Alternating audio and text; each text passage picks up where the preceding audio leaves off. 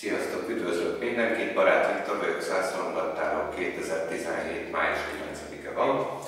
A következő eszköz működését szeretném nektek bemutatni, amelyet a akkumulátoros készülékek működtetésének a megkönnyítésére találtam ki.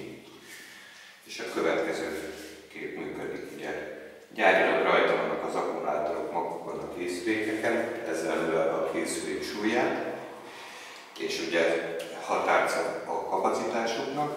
Most már a nagyobb gyártók kitaláltak ilyen külső autopakokat, amelyeket hátizsákporosan, vagy pedig ilyen oldaltáskásan lehet hordani, és egy légkábellel, vezetékkel, ilyen jackdugóval vannak összecsatlakoztatva a készülékekkel.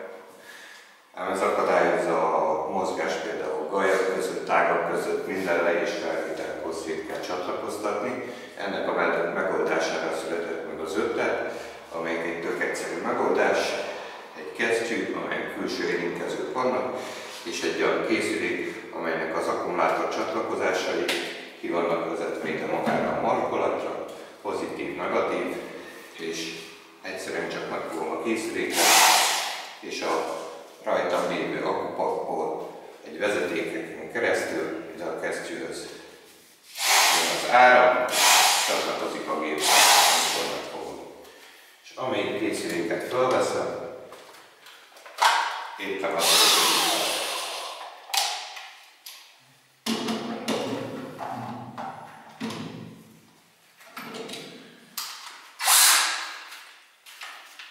több előnye is van neki, ugye a súlycsökkentés, kapacitásnövelés, és egy akkumulátorral több készüléket lehet üzemeltetni. Ezekre elindítottam a használati mintaoldali eljárásomat, meg is kaptam, mind a kettő részére, meg két külön részben elérve maga a kesztyű és maga a készülék a markolat.